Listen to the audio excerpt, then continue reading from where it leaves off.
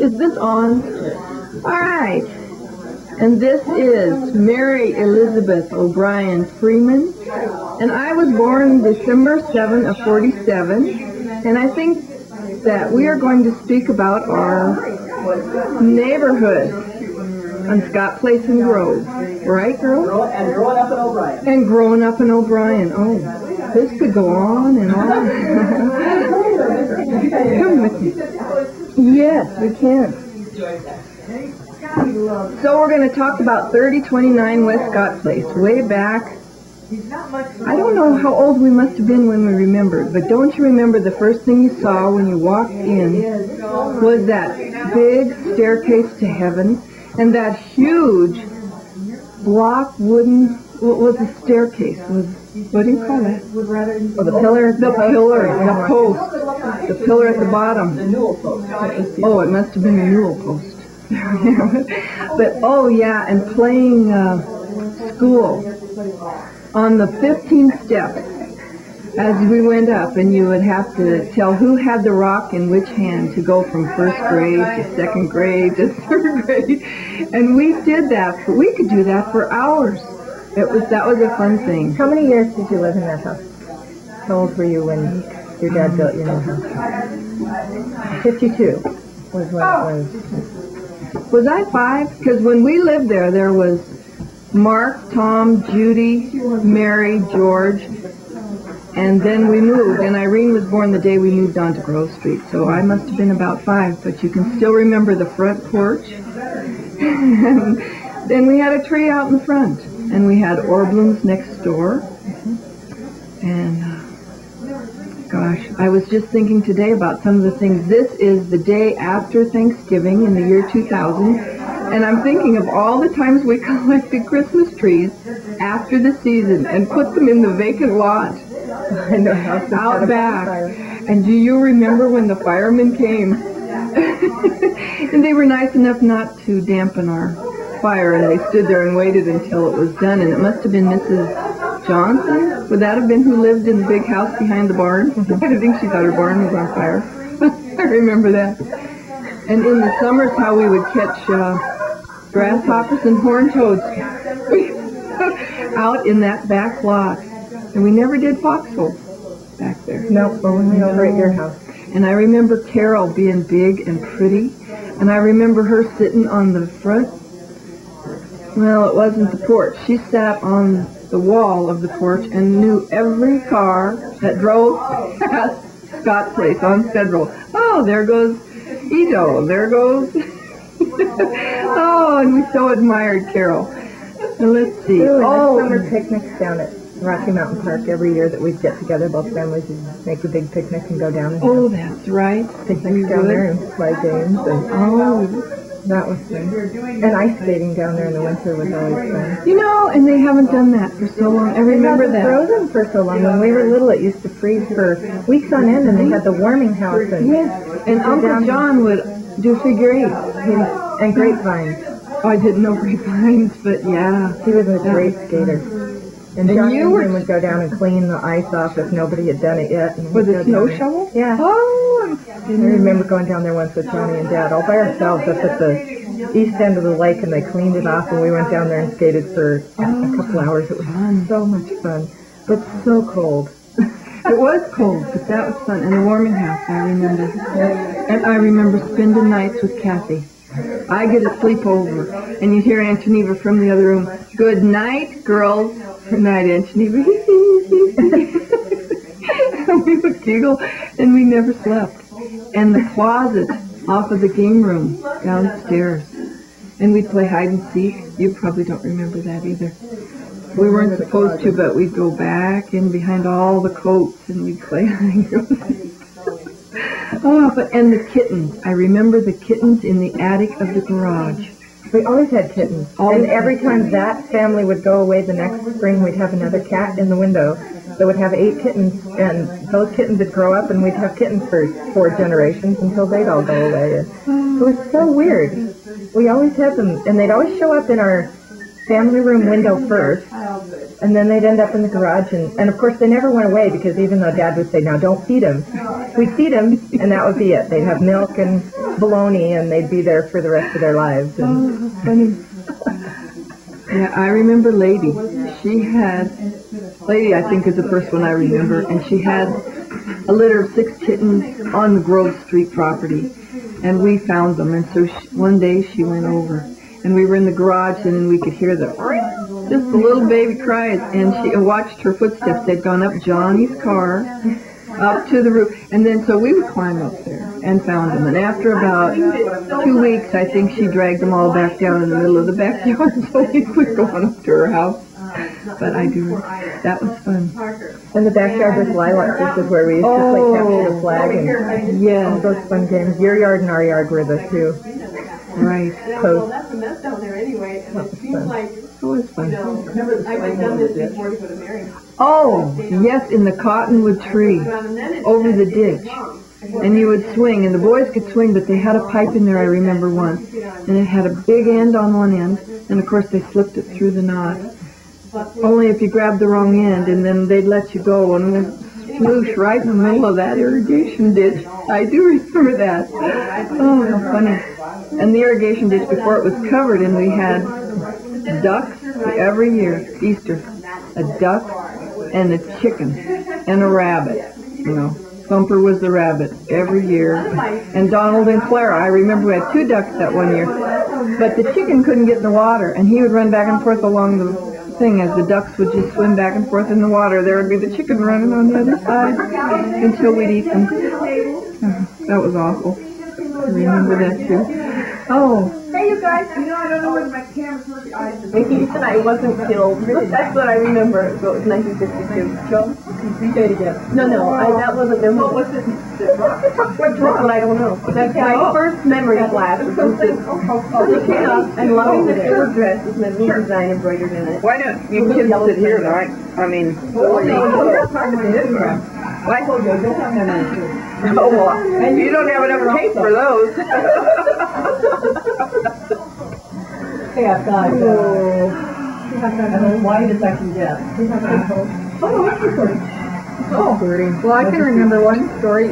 One of my memories of being a little girl at 3029 is Aunt Geneva would always put on her wonderful lipstick before she'd go out and get in that Plymouth, and it would just, yeah, it would smell so pretty. She'd always get dolled up, get the lipstick and comb her hair and always look so pretty. Then she'd get in the Plymouth and she'd have to pull the seat up as far as she could. She had the short legs and he had the long legs. And one time when I was over there, you had just gotten some real nice dresses. Was it from Jimmy O'Connor? That would have those samples? Go by the samples. Right, and you had a pretty dress that had red. And you and Uncle John were going on a date. And you came down the stairs, and on the TV right then was the man singing Lady in Red, I Adore You. Oh, and we were all around waiting for Geneva to go out on a date with Uncle John. And it was just like perfect timing. She walked down the stairs, and the man was singing Lady in Red, I Adore You, and you were in this new red dress. So we were all as thrilled as Maybe it was the red dress the kids... How long ago was that then, honey? Well, I was like about in 3rd grade at the very most. Oh, really? So, and we didn't live at your house anymore. We were just over across the street. Yeah. It was, You know what was funny about that lipstick was it was never a Sunday that Mom wasn't to the outside person looking on, 100% ready to go. Dad was in the car, and it still took her 15 more minutes to get her lipstick on and her purse ready and out to get in the car to go through blocks to think. Did you know what? She hasn't changed a bit. but they have a perfume now, a cologne, and it's the smell of Aunt Geneva's lipstick. Oh, really? It was Avon. No, but this isn't Avon. This is Beautiful or something from Leslie Lauder. Oh, yeah. Oh, the lady in the store because she smells like Aunt Geneva. The kids always used to say, I love that. To be around the smell that you have. I used to use Avon cream all the time. And so it was a subtle. It wasn't a little sweet, sickening smell, but it was pleasant. So they always enjoyed that The distinctive odor.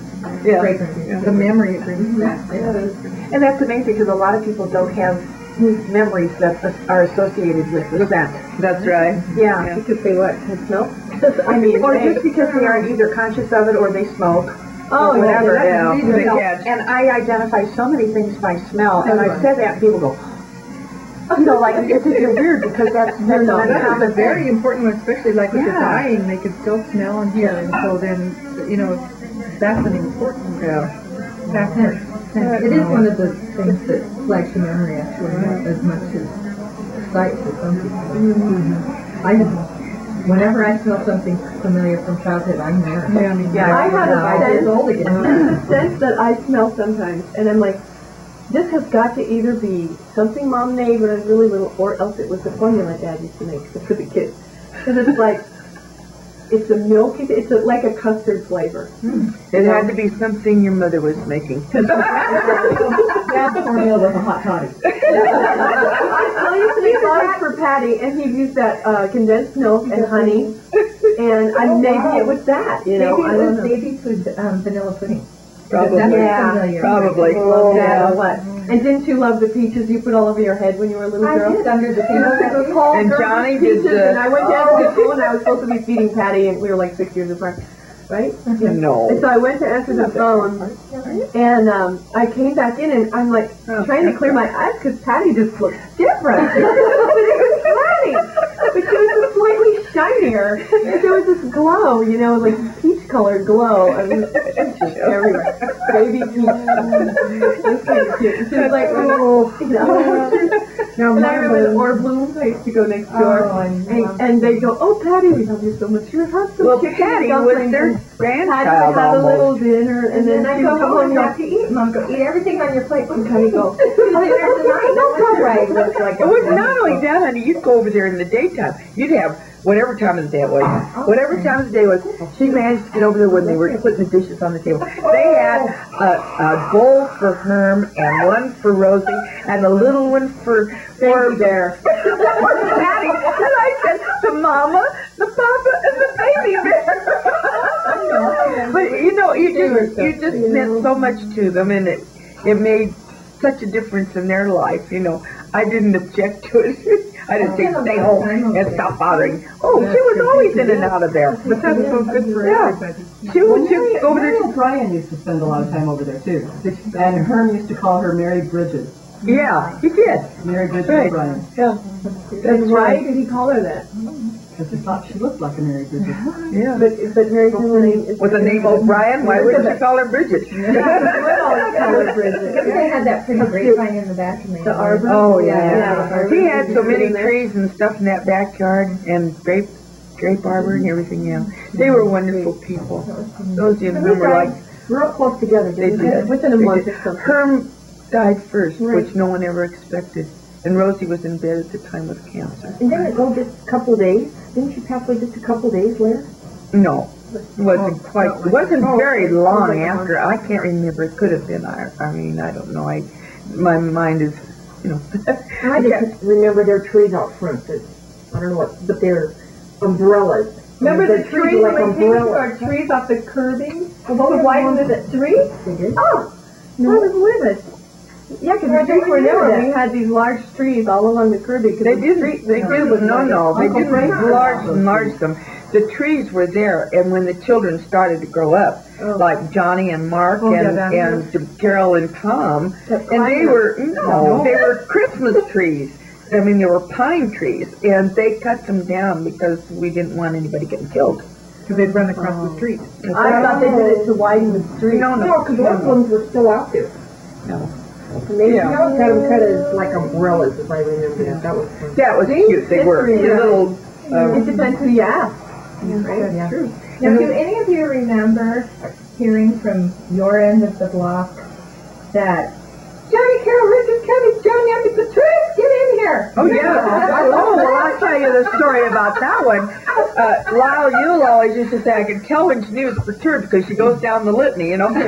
She gets the right name, that is. When she got to the right name, she John Carol, you know, now to finally get to whoever we wanted.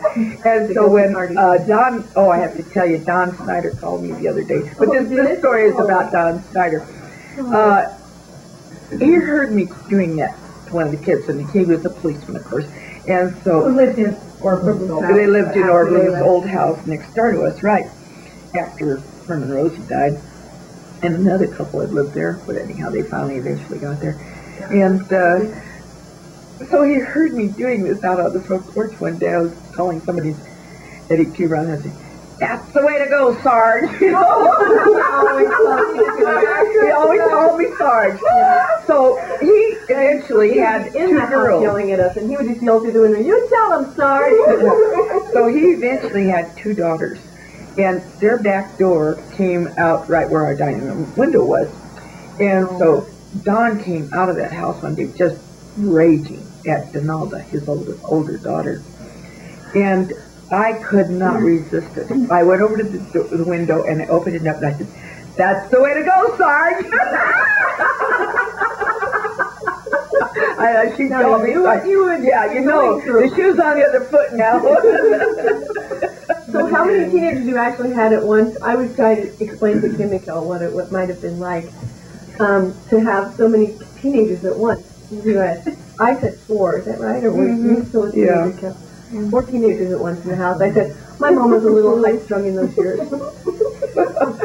Well, there was more than just teenagers in my there were. You got to remember, we lived there for 10 years. Louise and Frank had the same amount of children that I had, so there was more than 4 kids in that house. Right, but when Kathy, Nancy, Richard, and I were all teenagers at the same time, I think a little high-strung.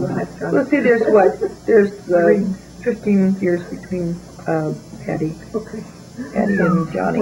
14. I don't remember ever living in the house with the other O'Briens. I have no memory of living in the... Well, you were just, for crying out loud, you were born in 48? No, 49. You were 49, they moved in 51. Oh, really? Yeah, you only were 2 years old. And Nancy wasn't here yet. There's 2 years difference between you and Nancy, and there's 4 years between Nancy and I was born in 51. And Nancy was 6 months older than me. They moved the day your mother went to the hospital. Yeah, so I think we already had 11 kids in that house. Pardon me? We must have had 11 kids in that house. Yeah. There's a lot of them. And that's why, Steve, you have just been with me the whole time, because I've always figured that if your O'Briens could live in one house together, I could live in my little 2-bedroom duplex that I was in. And that was part of the reason that I think I could invite Brendan and Hattie into my house. Yeah, that's wonderful. Because you knew it would be done. Yeah. Even though you didn't think you could do it. One of the few memories I have of your house, with, not that many, but and I told this story once and Janine didn't like it, but it is still my memory of childhood, which is when I would go out to Denver, and it's probably like, because I know you all were over at Grove, so there were 2 houses, but it's sort of like the other night at Johnny's, where there were these hundreds of people, and I knew 2/3 of them, which was pretty good, but there were, like that poor Laura with Scott, who didn't have a clue of anybody, and I sort of knew these cousins, but I didn't get to see them very often. And my sense of it was that when nighttime came, everybody was playing with whoever, and so whatever house you were at nighttime was where you spent the night. I never figured out that people really had to go home and sleep in their real beds because we stayed up so late. Well, I don't know whether it was that or whether it was like, still do. probably when I was there, maybe like Judy might have come over and would say a thing. But anyway, it was just this, so I was confused enough in the daytime and then night to straighten it out. Well, I said this thing about, people one time something about, just wherever. They did not. I don't know what they did. All I know is what it sure as heck seemed like to me was. What was I saying they did not do? We didn't sleep wherever we were. We did sleep over in the front yard quite a bit. In the summertime. Those are some of the neatest memories for me, is playing ditch'em until after most of the kids in the neighborhood, like the Baconis, had to be in bed. Oh, yeah. So we kind of terrorized the neighborhood, hiding out in Italiano's garage playing ditch'em, or, but if you were really brave, like a boy, you could go into Francis's yard and hide under her because nobody was going in her yard. She might come out. Everybody was afraid of Francis. Come out of here right now and hide under her what? Her bridge, she had the ditch through her yard, and she had all these yellow roses, but she was somewhat unstable. Yeah, she was. And she scared us more than once. She'd yell at us. Oh, yeah. She was a very crabby person, but I think she was not used to having 75 children. We must have been pretty We wild. gotta figure out, we really overwhelmed the neighborhood. And you know, in the summertime. And I'm proud of it. In the summertime, it was really neat when school was out. You know, the kids would always be, the first 2 weeks after school was out in the summertime, it was like school let out in our front yard. You know, there was a ring around our house. The grass would be worn out, but you know that was the best grass in the whole world. It always grew back. Remember getting hosed out in the morning after sleeping out that sleeping part. bags with Johnny Craco and Gary Larson and all of the wild boys getting the hose out and squirting us if we slept out in your front yard. No, I don't remember. Were you kids, were either of you kids, any of you kids, in the backyard when Jimmy O'Connor and Father Jack came over? You and Johnny? Well, this was No, Father Jack, who was Father Jack O'Connor. Okay, He was the chaplain at Leavenworth. O'Connor's brother. He was the chaplain at Leavenworth. And our kids were out sleeping in the backyard in their sleeping bags. And these two, they'd been imbibing and having a good time, you know. So they come over to our house about 4 o'clock in the morning. Jimmy has a siren on his car when you open the door. You know, he's a traveling salesman and carries jewelry and stuff like that. So it was a safety feature. So he gets over our front yard, opens the door, and the siren goes off. That first of all. And I said, oh my God, what is going on? Well, anyhow, we came down and saw it was Jim and Father Jack. And then they found out that the kids were in the backyard sleeping in their sleeping bags. So what did Father Jack do? Father Jack gets the hose and go out and squirts them all. Oh, we had a riot that morning. Oh, that's where the point after they tried to pin the glass on the wall. Oh, that was Father Jack used to do frequently. Oh, you used to glass. I'm going to try to nail it to the wall. He would. So we have and the kids would, you know, being Father Jack, they... You know why? You would waste food. And finally, one day Mom said, Jack, if you break another glass. And he said, Geneva, I never break those on purpose. And he broke another glass. Oh, he was a look what you did. And then, the other thing he used to do is, oh, come on, kids, this is wonderful. Good ketchup on ice cream. This is really great. And so he told kids to eat that. And you know, they would until he tasted it. A dirty sense of humor. He did. He had a nasty sense of humor. And he and Don must have chuckled all the way back home. Oh, of course they did. They used to get the biggest kick out of things. Wow. We were. I always felt like we were so, I mean, you know, Frazini's were pretty tame, and Sterling's were pretty tame, and Peconi's and McTiernan were all pretty tame, and I know we must have terrorized and intimidated the whole neighborhood because there were so darn many of us, and we were fairly wild. And they all wished they could be tolerated. They did. But you know, they all loved you. Welcomed them. Well, because they really weren't, we weren't obnoxious children, and we didn't really break rules and hurt them. Right. You know, I was thinking Mother told the story about Lassie, our beautiful collie, and he had lived at, Lassie was Johnson's dog down around the corner next to Mrs. Shalero. And she came over and met us, and she kept coming home to our house, our house.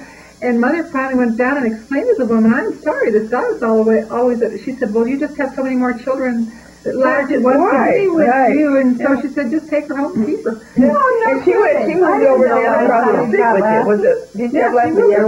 But that's where we got her. Was she just this beautiful doggie? There was one kid in the family, Kenny or Kenny Johnson. And didn't that dog bark incessantly until she got out of the yard? Was that the dog that collie, or was that Mundell's collie? I don't remember. Lassie just came out of the story about Lassie. It's just so sweet. Is that Mark and Kenny were on a baseball team or something? They were opposite teams. And Lassie smelt Kenny out there and went running out to him. Oh, really? Years, I don't know how many years later. Oh, be darned. Isn't that if you remember. I have another memory that when you got the swing set, Uncle Al bought the swing set, and I mean to tell you, swing set in O'Brien, Geneva's backyard. All of us, there was probably 50 monkeys hanging on there. I mean, the Lopez's came over. We were there. Your family was there. McTernans were there. Do you remember that? And Joni was a little, well, honey, I don't remember that we had a swing set. We're out there. Hi, Joan. And Manuel still has a tape, I know someplace, because he had a moving picture camera.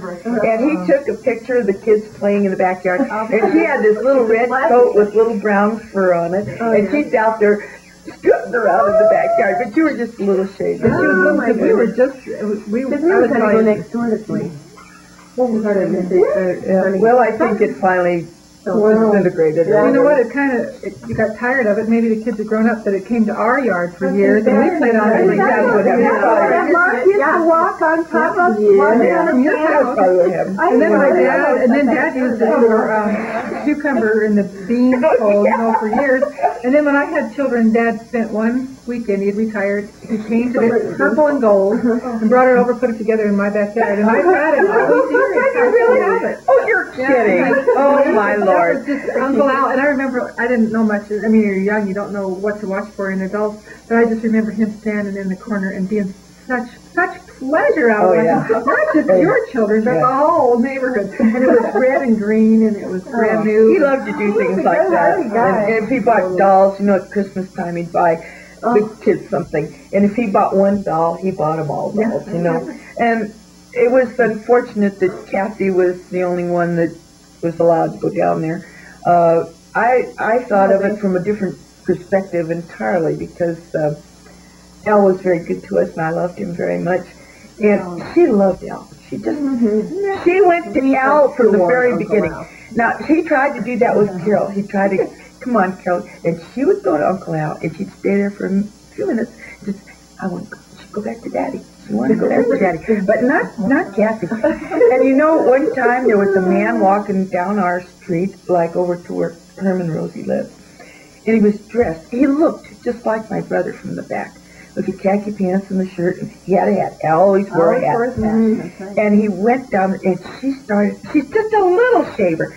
And she's going, Kel. And she was going down the street after this man. I thought, oh my God, he looks just like Al from the back. And that's what she was going after. But the other thing was Lucille wouldn't let anybody else come down, which was kind of a conflict between John and I, because he said, dude, she's not going down there anymore. This is ridiculous. She comes home and she does whatever she pleases, and she won't mind, and so forth. And none of the rest of the kids can go down there. That's not fair. And I thought, no, it isn't fair. So I told Al, that was it. Well, it just, he was devastated, and I felt kind of badly about it, because I thought he always was real good, and he was always my big brother, And at any rate, And wasn't particularly happy where he was, and Kathy gave him... that's right. And that's exactly why I did it, honey. I said he didn't have a very good marriage, and he was, she made him so happy that I thought, he could give us things, but I could give him, let him have something that no money could buy, ever. But Lucille wasn't allowed other children down there? No, she didn't. He told me he didn't. I said, but bring the other kids down, but she doesn't want anybody else down there. So then John said, no way, they weren't going to do that anymore. Well, then Al, he couldn't stand it after a week. He could not stand it. Because he stopped at our house at least 3 times a week to see the kids. And take them somewhere, buy them an ice cream cone or whatever. And so he started coming back again, but... Glenwood take as long as possible. How did Glenwood work in it? Now he used to take he used to go up there, and he'd take some of the kids up. Well, I remember going up there. I mean, that's how we all started. No, to Glenwood. Yeah. Oh, yeah. That's how we started doing the... Glenwood. He must have been the same to listen to all of us singing at the car half the way up there. How many bottles of beer were on that wall? By the time we got there, I wish we'd had a few. And it's as well. And I've got one more story I'm thinking of is, we would be at your house, or you'd be at our house, and then it was time to go home, and it was dark out. So, we'd walk you to your house. And we'd walk us to our house. And we were little, and we couldn't quite figure it out. And then we'd go down a while, and we'd think, well, now, if we get on this corner, it was Carson's corner. Yes. Okay, Now, if we get on this corner and we count to three, we run as fast as we can, we'll both be over there. I mean, there'd be 4 or 5 of us doing it. We could make that last one. Because we weren't afraid of our neighbors, we were afraid of the boogeyman. There probably was always behind Orvloon's head back there. And so you got past that, then you were okay. I forgot So we did that. Yeah, but you vaguely remember your dad's cabin, you remember better than I do. But we went up to there once, and the scariest ride I ever had was over that bridge with some holes in it. Didn't it have like some timber missing? And I had horrible dreams after that. Of, you know, going down the viaduct, we'd be going to get Dad, and the bridge would turn into Uncle Frank's bridge. I was back, I'm sure that's where I totally decided, yes, I'm just going to pray the rest of my life. That's all we have when we're in that fear that, you know, you're just not going to make it to the other side of the river. You know, the other worst part about that cabin in Kittredge was, you know how that, it had the loft in it? And the first day we were there, first time we were ever up there, Mark and Tom, Johnny, and I think Richard were up in that loft. And they said, Carol, come here, come here. And I climbed up that ladder, and there was a bear head. That was every one of them. And as I got, my head got there, the bear head came out going, "Wah!" Oh, no. They did that to every one of them. I remember seeing it from the outside, but I don't remember ever going up inside of it. Well, those boys were ornery. Johnny used to, Carol just idolized, and still does, her brother John. And he would get so snippy with her sometimes. And one day he was giving her a really bad time. Oh, I said, John, you ever talk to her like that again, you are going to really get it. He didn't do that anymore that I remember, because his mother's ire was raised, that's for sure. Finally, we got better at it. You know, we were talking about Glenwood. Now, is that really how we are? I mean, I always remember people talking about Uncle Al taking us to Glenwood, but I don't remember any visions of him Uncle being Al in Glenwood. No, I think that the idea was so ingrained by then that other people went up there. See, Al died in Going to 1958. Glenwood and living there and working at the Hotel Colorado. Yeah, as a And then- waitress. As a waitress, and then going back. Which I didn't know until I lived there as a waitress. And you're like, I never know. No, wait, it was really strange, because, Grandma O'Brien, Dad, John's, and Frank's mother, worked Mary in Glenwood at the Colorado Hotel. She came here from Iowa, and she worked there because, I don't know, it was TB. Yeah, she got Tuberculosis. TB. Well, I'm not sure that she had it, but A bunch of her sisters had had it. the family had it, and so. Which is why you had to stand up straight. Tell me about Well, that's the oldest daughter of the oldest daughter kind of thing. Yeah. Oh, so you don't get TB. Stand up straight and you won't get TB. Yeah, really? And I mean, you can And tell also they were don't terrified of it. inhale anyone who has TB's cough. That would be another way to not catch it. Yeah. Don't No. stand in front of someone who's got coffee. So we want to finish that story. Grandma O'Brien, what was her first name? Her name was Mary Gorey. And she went to Glenwood to come to Colorado to have clean air, so she wouldn't get tuberculosis. And then how did she, but she knew Frank O'Brien Michael O'Brien from Iowa. You know, I don't know where they met. Did she come from Iowa also? Do you know? Well, because Uncle Grandma's a Gory. I mean, she came from Iowa, right? Yeah. Now, they must have known each other before she came to Colorado. I would assume so. I mean, well, you saw those towns. I mean, they're close together. they're less than 2 stores at a, Yeah. you know, and they were all like within a few miles of each other. In Iowa? Yeah, yeah. So there's Nichols and Muscatine and where Grandpa was. No, they lived in Muscatine because Mom and Margaret were both born in Muscatine. Okay, she was born in on the farm. Muscatine, yeah. Well, and somehow they ended up down in Texas. He went to work down there. He got asthma. Go down. Asthma or something. Well, I think Yeah, I don't know what the no, family. the whole bunch went down. Did the family go? They went down to Texas because of his asthma, and the other thing was, I guess, which way did it go? Either in Iowa, this is the story I remember from Mom. One place or the other, he either had a beard, must have been had a beard, And when they got down to Texas, which would make sense to me, it was hot, shaded Yeah. hot. And They didn't my mom recognize was it? about 2, not only didn't recognize it, but wouldn't get near it. Oh, really? Which killed it. So then it had to go back. They were down there for, I want to say a year or 2, max, I think. And We're then they, never sure if my dad was born in. and then they went out to, Your dad to was Denver. born in Denver. My dad was born in Denver. Okay, and my dad's younger than your dad. They were just ideas in Texas. He was born down off of Spear Boulevard on Rio Rita or something like that. Not there anymore. It was the 20th Street Viaduct. Well, you were close there. Pretty close, Right Fort across Pierce. from Olinger. You had I thought it was at St. Pat's, right across the street from St. Pat's. No, that's where they lived. Oh, That's where they lived. when they first got there, they rented. No, he was born on El Rita, I think, as I remember. Really bad looking. It was neighborhood. up around, They probably when Spear, going yeah, down Spear Spear. Boulevard. Mhm. And it's right it's on his birth certificate. Yeah. And then they moved down to by St. Patrick, and then Grandpa had his filling station down there. Brian and Sons. Yeah. Right. And he also had that big handle what do you call it, express kind of service. He had a truck or whatever. Drayage. I think they called it, don't they? What is it? Drayage. Probably. It's, yeah, but what is it, D-R-A-Y-A-G-E? I think that's an old-fashioned term for Yeah. For carrying, hauling. whatever he was called. Conveyance. Part of the story, but I haven't heard the word drainage. probably. No, Uncle Frank worked in the ice fields. Yeah. What do you mean ice field? They would go up. He used to go up in the mountains. Right.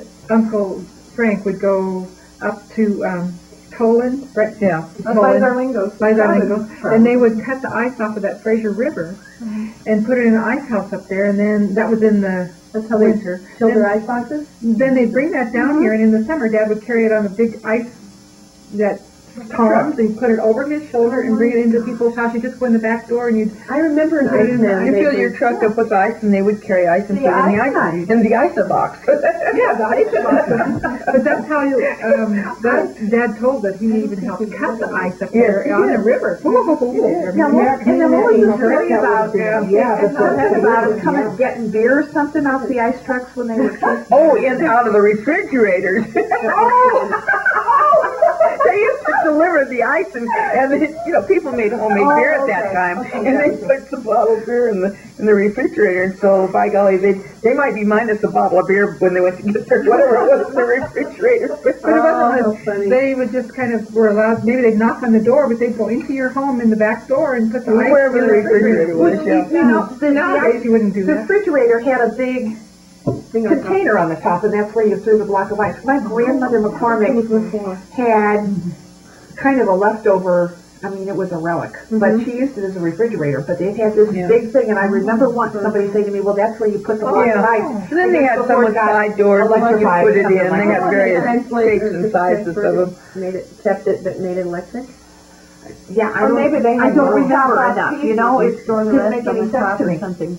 Top off smaller pieces. Hey, in St. Louis, it was not gonna last very long. Really? God, how far did I have to bring it? I don't know where I take it. I'll take it. Well, they used to have ice houses. They had storage ice houses. Yeah, right. And you went to this ice house and picked up the ice, and then you went to the neighborhoods in which you delivered the We ice. got one right downtown Denver. Yeah, that's where it was. If you look at, there's the Union Station, and then right next to it is the ice house, and that's where the ice house was. They would go Is and that get where we ice. used to skate when we were little? No. No. Yeah, Where not did we a used nice to house. skate? That was in that. Yeah. Inside the Coliseum. Yeah, when we were really little. Rocky Mountain Lake was where I remember skating. All those good boys. Green. Before they put a kibosh on that. So we That all was go the down kibosh, and skate. Well, I never knew that figure skating. I thought it was like if you have a good figure, people will watch you skate. I had no idea. It had something to do with the drawing they were making with their ice, the blades on the ice. And Dad could just skate backward and do a grapevine all on one foot, skating backwards. He was so good. Do daisies and all. He could glide forever on one little push. Your dad was good at a lot of things. He was a good ball player, a good football player. In fact, broke his collarbone down at CC when we had a scholarship down there with football. And, Maybe when Johnny goes playing football. yeah, and of course, when he broke his collarbone, he came up and finished that year at Regis, and then that was the end of the college. But he was a really versatile person. He was probably the most graceful man I've ever known. Of all, Hands and his yeah, Really wasn't a thug at all. No, he wasn't a thug. And you know, he knew how to sit down and relax. Yes. I mean, because that's a compliment when you think of this world. Men were always working, and he could sit down and you knew that he'd take a minute and talk to you. Yeah. Really wanted to know how you were when you asked. And you're just sitting on that couch, and you have to just take time and read a book. He taught us that there's such a thing as, take time and read a book. No, Judy, it's not only that. He was a unique man. Now, if people could look at him and say, well, he wasn't doing what he's supposed to be doing, or, he should have been out doing more than what he was doing this or that. He was a man who had he had a real love for his God, for one thing. It was very deep within him. The other thing was his family. Numero uno was his family. He'd been around the world. He'd been in the Navy. He'd been here and there and everywhere. He wanted his home, and that's what he had. And when evening come after dinner, he wanted to sit down and be able to read or just relax or play with the kids. And I have thought so many times, what a rare person. What a rare person who had all the fundamental things. His top priority was not what kind of a macho man can I be, how great can I be, what heights can I achieve. He wanted to be home with his family. And I thought, where can you find this kind of a where? Who appreciated the basic fundamental things of life and all the things that God gave us. He'd be reading, he never said, can't you see I'm reading? No, never. He was always there. He'd usually ignore you and just pick up a seat. But you know what? I remember and be available. That's the word. When your dad walked in the house, every single one of you ran. You'd hang on his legs. He'd pick the little ones up, and the bigger ones would hang on his legs, and he'd walk with them. He was happy to be home. And we'd be picking his pocket. Did you get any great what I call it at your funeral? His eulogy? His eulogy. It so totally fit Dad. I never knew that was his intention when he was a young man, but he certainly stuck by that his whole life. He wanted to have a large family, and that's what he did. Wasn't it good to hear? Because people nowadays are like, oh yeah, well the birth control failed, so we have a large family, or whatever. They have some excuse. Yeah. One of my favorite ideas or thoughts of Dad was watching him at the end of the alley talking to Dave. Oh, yeah. Oh, yeah. Dave. Go down and chew the fat with Dave. Well, Uncle Frank and John were two very close brothers. And Frank depended on John as much as John depended on Frank. And when Frank wanted to come over and talk, it was Uncle John. And Mark was the same way. He'd come over and talk to Uncle John when he needed to come over and talk to him. But, they were two good close brothers. And we always laughed about the O'Brien goodbye because Frank would get up to leave, He'd get up and he'd go, to the front room. And then he'd stand there and talk he and John would both talk. He wasn't talking to himself. John would talk. And then they'd get to the door and they'd stand there. And then Frank would get out on the front porch and they'd stand there for another 5 minutes. Then they'd get out on the sidewalk and they'd talk for another 10 minutes. And finally, after a half hour,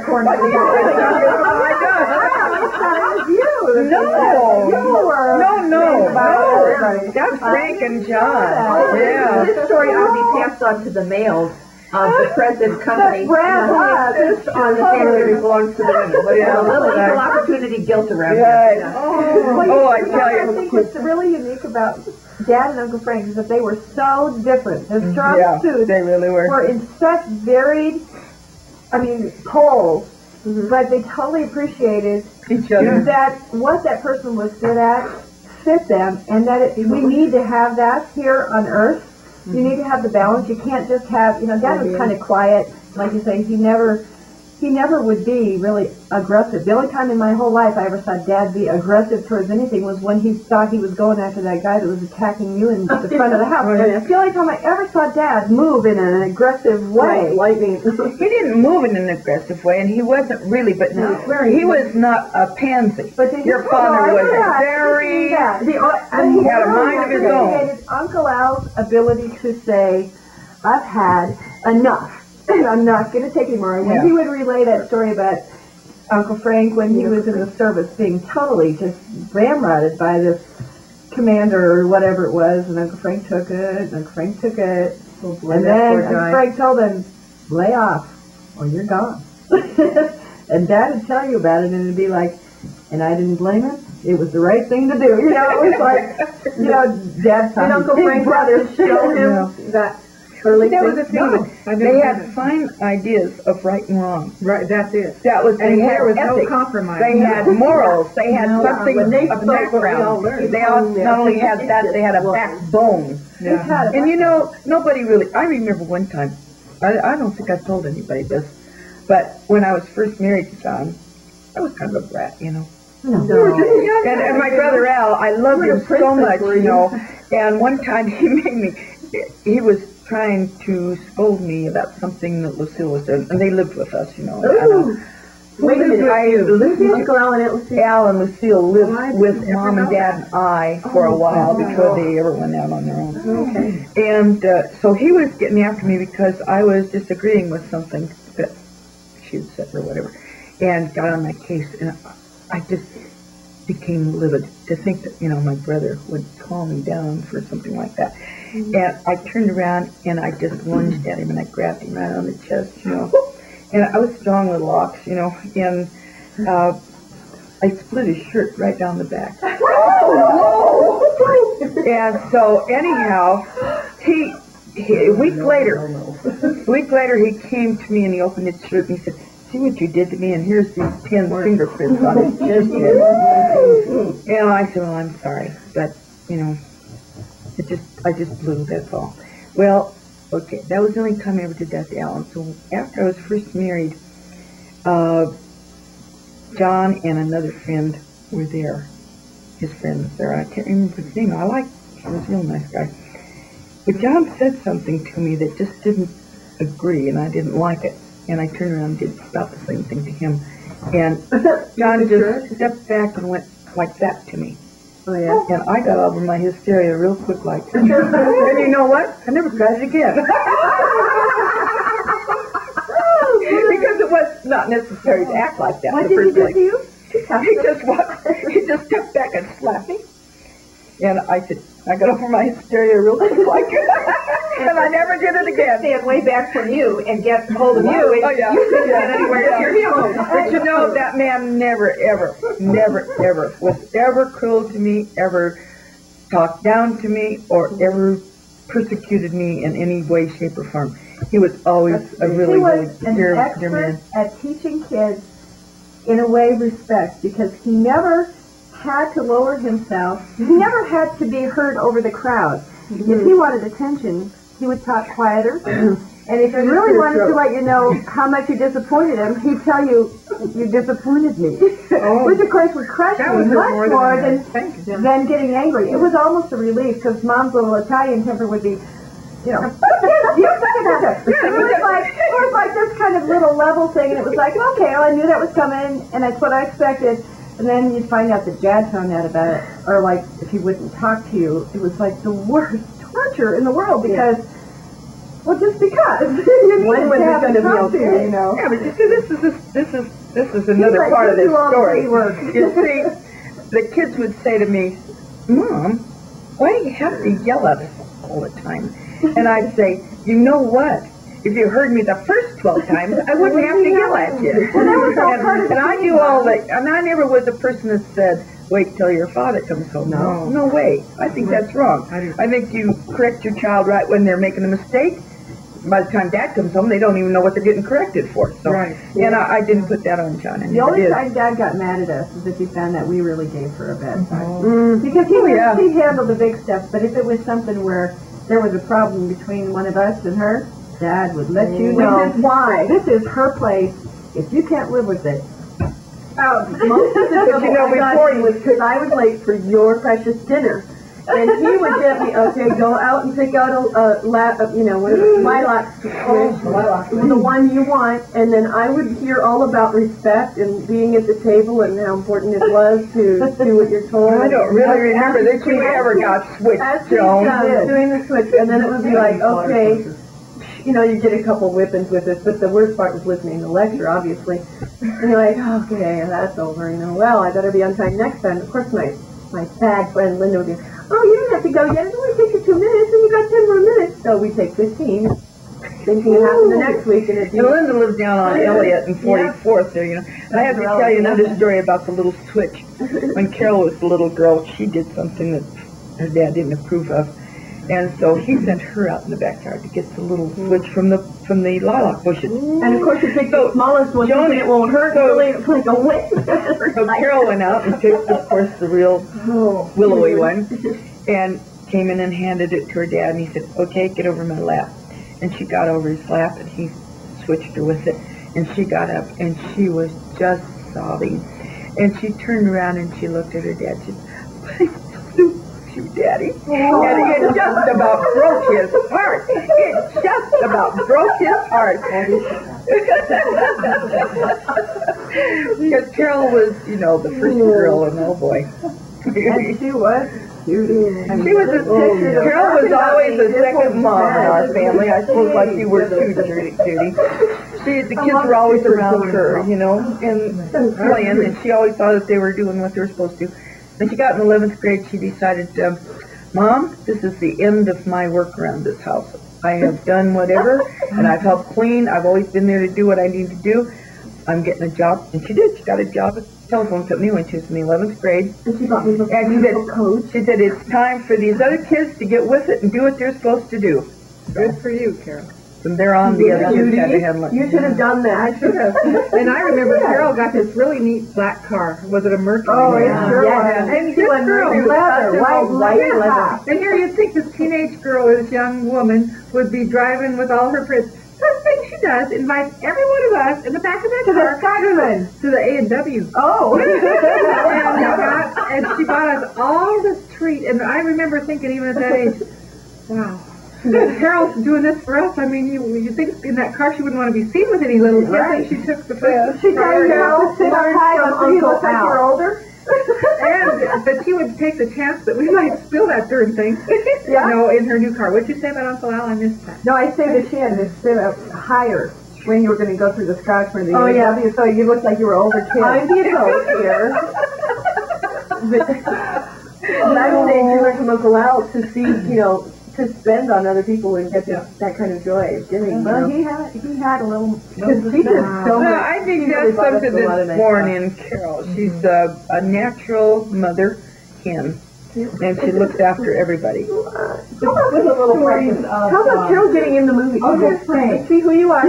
When we grew up, our dad always told us the stories of the skunk that they picked up. You haven't heard this story. No, I wouldn't mind. No, well, this is done. Dad used to just bring stories, and he. Are you here? Sit here. You're further from the animals, and then I'll. Okay, we're doing that here. Oh, feathers, huh? Okay, I'm going to make a quick pit stop around the corner. I know the skunk story because we were down there the other day. We were. But then I have an addition I have to tell about another thing that I was up to. Well, Dad used to tell the story of he and Mark Dunn, and I don't know who else, finishing football practice at Regis one October afternoon. And as they were driving out the driveway of Regis, there was a dead skunk. Oh, no. And knowing them, of course, they had a rope or a cable of some sort, and they tied it around the skunk and tied it to the back of the car. And they dragged the skunk around North Denver. Well, they also knew that in addition to it being October, it was homecoming night at Cathedral. And so they got over to Cathedral, and the homecoming dance was held in the gym. And as he's telling it, because he was such a storyteller, he said, well, we came up the alley, and you know how those windows, those tall transom windows were in all the old gyms? Mm-hmm. Yeah, Dad. He said, well, these transom windows opened in. And so you begin to get this visual picture of what's coming. And he said, we took that skunk and we twirled it around, missed it, we twirled it around again, almost got it. And the third time we twirled it around, it went right up over and into the gym. And he said, when we first were looking in the windows, they were kind of frosted, but he said you could see these couples dancing together in their dancing clothes. They're loving the music, and he said pretty soon you see them moving a little away from each other and then a little farther away from each other. Pretty soon, of course, they spied a skunk that has been racing the top of this window, and of course all the kids come screaming out and chase them down the alley. He used to always tell us stories about that, and jumping the fence at Elitch's, so they could dance or, watch people dance, hear these dance bands that were there. And I know that there have to be stories from Uncle Frank. The gate to the, it was a big long gate on the, It's so upset with me because I analyze everything that's going on with TV commercials or whatever, but what did these guys smell like after they threw the skunk in there? right. I don't think they ever really touched it. Oh, can you imagine? I remember Uncle Frank, when I was really little, he would say, come here. Joni, I guess. I can't remember what he called me, but he would make me sit on his lap and say, tell me a story. He always did And that. I would just start with something. Like, I don't know anything, and then all of a sudden something would just be unraveling as we talked, and pretty soon we just sat there for, I don't know. I need to Mom, know. I picture you on a pile of bricks there by that dish of music. I don't know where that picture is. We're happy. It was in our house. He did it to everybody. It was. I have a copy of it. Really. Kathy put it in that photo. Remember that year she did those out of my albums? house. That would be much better give them back. Well, she does. I have a copy of it. But I It was haven't seen sweet. that one. Well, I remember, go somewhere else, I forgot. Okay, we're going to come back because Nancy's going to tell the story of what we all loved about Uncle Frank. It caught me cold. No, I do. I was just wondering if he did this to everyone, or was it just to me because I had such nuts hair on my arm. But he used to spit in his hand and then, he had all these hairy nuts. They wouldn't come out. And I mean, I lost a lot of hair over there. But your dad did it. Your dad did that. Just so he wouldn't do that to you? Yeah. After he did it. And your dad would do that to me. thing I remember Judy Uncle sit Frank. on my lap, and then he'd just see, yes, your dad. Oh, my God, yeah. My dad used to do if you were taking a nap in the living room or watching TV, he'd come up and grab your Achilles tendon and pull it. And it's like, that hurts. Ooh, Bad, but we pop all our toes. They used to get that as your knee, too. Both of them. Yeah, And or you elbow. grab you right by your right by the sides of your One thing knee I wanted to and say squeeze. that I still remember, and I think about Uncle Frank a lot, is I used to complain about my feet or something. They were flat or something. And he'd say, well, you have flat feet, huh? Well, isn't that just too bad? He said, what do you think a guy who's missing a foot feels like? You should be glad you've got feet. And I was like, okay. You're right. They're not hurting anymore. I remember Uncle John Poppin. Yeah. Oh, yeah. Yeah. Matter of fact, I still do that. After I put on my lotion, and I think, I just popping. And I still like to do that. Come on, come in. It doesn't even hurt. When your kids would come to our house, you'd have to know what was going on at your house.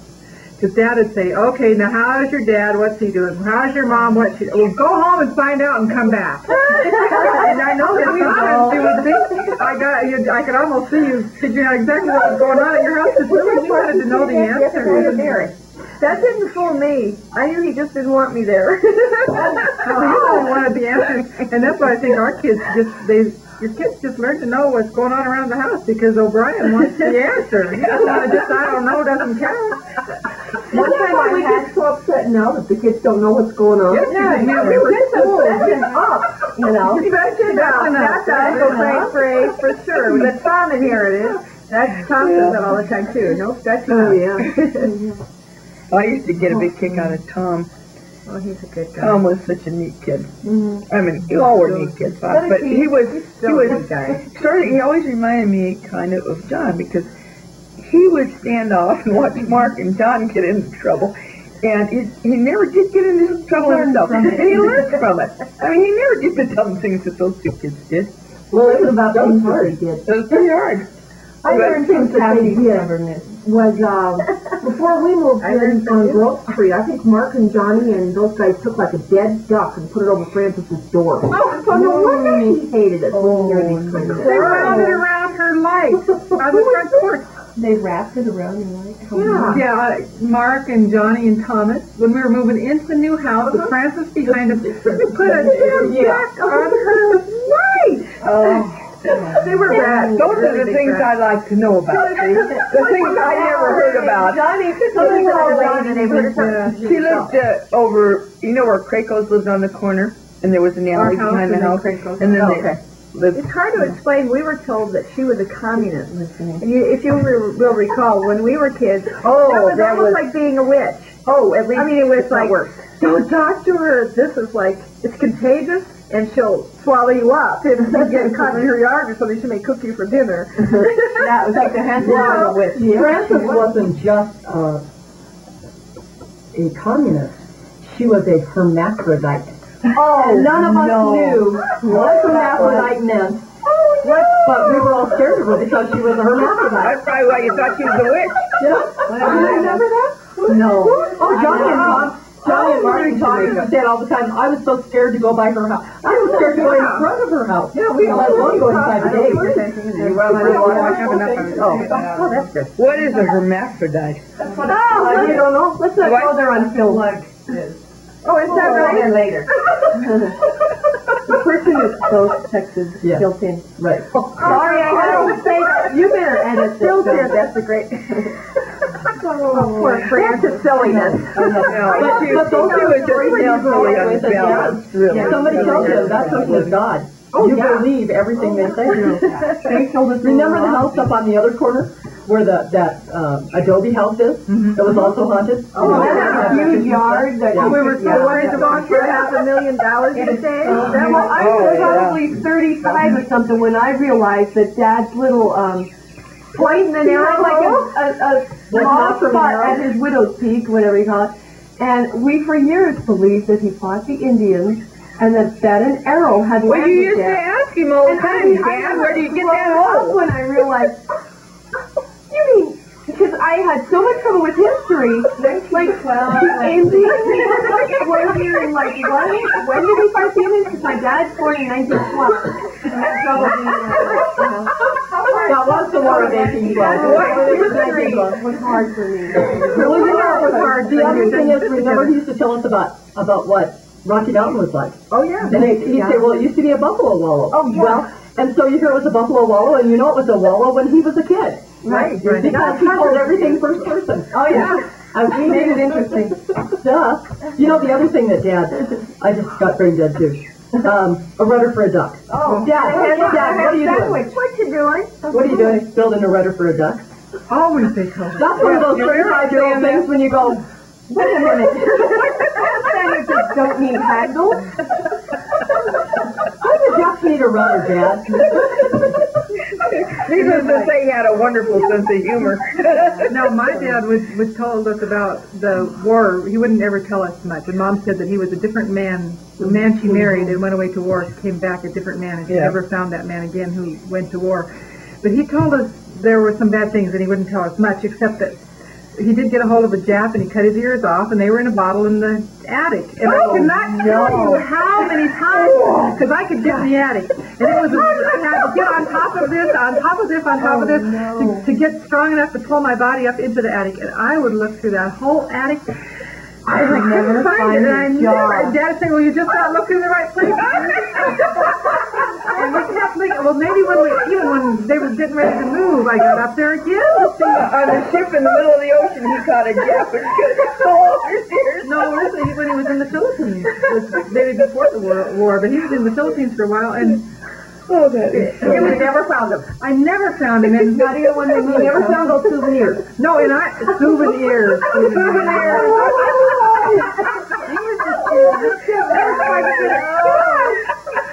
But he had us looking, and I loved to get in the attic and look. And I was just, the one. They were just funny. The story that I remember Mom telling, which is a bit earlier, but something about Fran was so strong. Yeah, He he would pick was. up our grandmother. Oh, yes. And put her in the trash basket. Right. And take her out to the ass kiss. No, holding over it long enough. Usually, I think it was because she wanted something, and it was like to try to talk her into it. Hold her over And she would start, "Now, Frank," and then she would burst out howling, and that was the end of her resistance to whatever it was. They Right. were Laughing or crying? Oh, laughing. Well, laughing so hard she was crying. But apparently that was a sort of a semi-frequent occurrence. Yeah, and it must have worked real well because obviously, I mean, he got whatever he wanted. And Mom would just carry on about I wish I'd have known her. Your mom going to the movies. Felicitas went to the movies with maybe Margaret or somebody, and they were watching one of those movie telenews. At the Federal And Theater. she's sitting there and they're seeing Uncle Frank with his tattoos fighting for the Navy, boxing. And so she said, "Oh, there's Fran."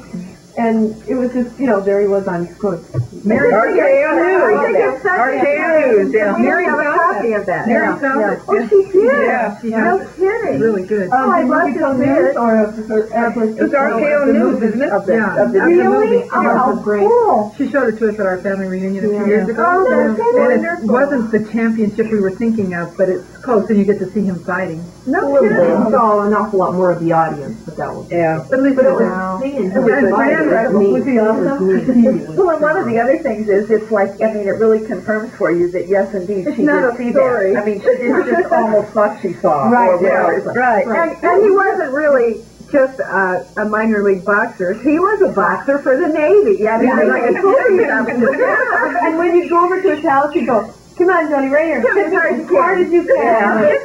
I bet Like hitting the wall. I'm afraid I'll hear you. He goes, "No, go ahead. Just sit behind. As hard as I can. It's really okay." Yeah. Yeah, and I'd pull back, and I'd hit him as hard as I could, and he would just laugh, and I'd yell. Yeah, he was like iron. He was strong, like my boys are that strong. They are Frank was so your boy, was a like unique iron. guy. And I always got a kick out of him. Frank and I always got along real well. He'd always come over and sit down and talk. Come on, Janine, sit down. Tell me a sea story. Yeah. He was always like that, right? We got along. Nothing was really more touching than having him be upset though about something and coming over and having to talk to Dad. Yeah. And they'd kind of off they'd go, and even as little kids, you kind of knew this wasn't. You didn't interrupt. Right. You had to. They had this aura around them. It was like This is important. And then we can look out our window in our kitchen or our front door and see if the other O'Briens are still awake. Dude, go see if Aunt Geneva and Uncle John are still up. The lights on in the kitchen. The lights on in the kitchen. You say, "Yeah, Dad, I still feel okay." Then I'm gonna go over and talk to John. It's 10:15. that whole neighborhood just loved Uncle Franco. He took the time and he loved And people. kids. I never knew a man that loved little kids as much as Frank did. That's true. Little children, little babies, and kids till they were 10 or 12, 15. It's like a Pied Piper. So even when they moved into Albuquerque, he had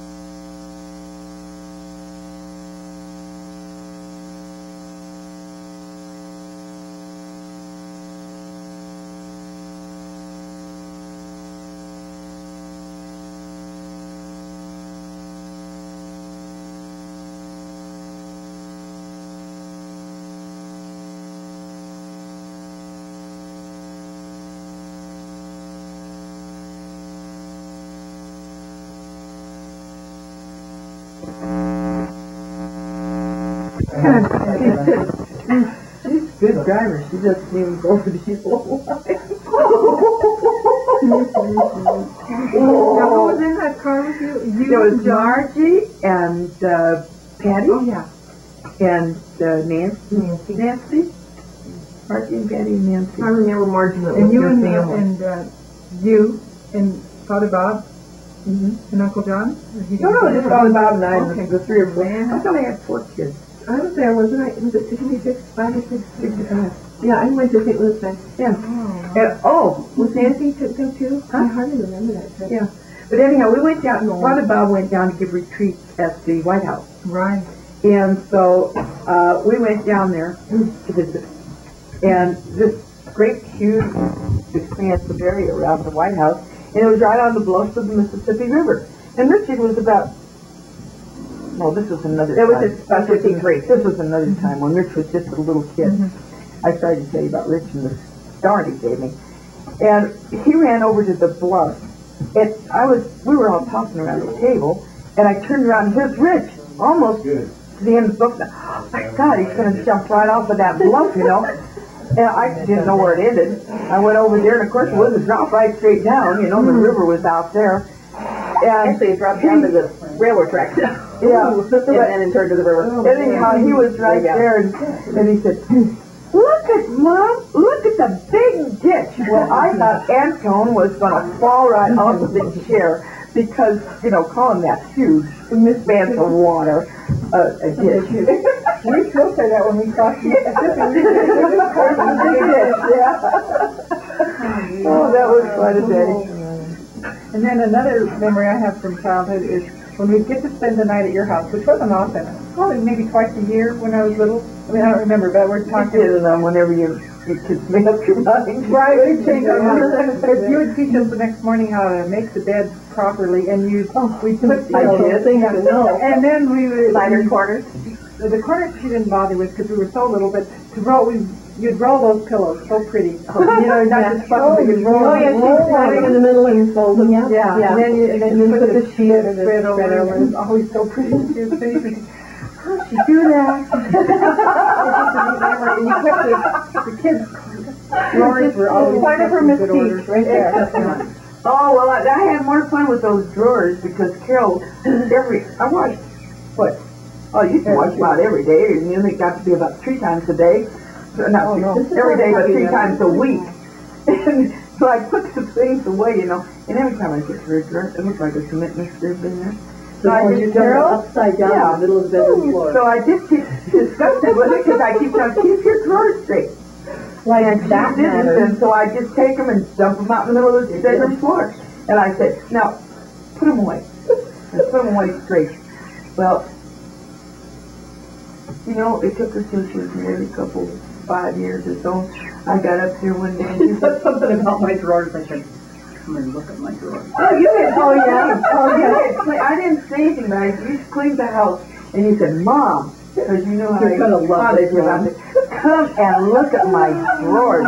I got one, and Lord, I went in there and the sweaters were all folded neatly. One on top of that matters. everything. But underwear They aren't doesn't anymore. matter to me. I mean, I like Oh, no, you keep it pretty neat house, Oh, honey. yeah. I think I'm real proud of you. I wanted to go back to St. Louis because I just remember how sweet your dad was. When we were there, he made sure to make breakfast. He had like fresh rolls, the most wonderful coffee cake with cherry filling and powdered sugar and she that didn't even cheese. eat it. That's what And it was the most, it appeals my idea. Coffee cake. It's the one that I ate that he couldn't eat, made it taste so much better, or it was just the best coffee cake. But you know, just knowing that he couldn't eat it, and he was so sweet about making sure everybody had it. I mean, we could have had scrambled eggs, you know, but no, he went and got this. No, you had scrambled eggs. Yeah. Well, I mean, we could have just. Yeah, the only thing you remembered was the really good sweet rolls, because I loved sweet things. And I can remember, the thing I remember is was just trying to rearrange the refrigerator to accommodate the amount of food that he brought there. Oh, he had enough food to feed a family of 10. Then we went to the Muni Yeah, Opera. right. We got to see the Muni Opera with Sound of Music and the Voices of Syracuse.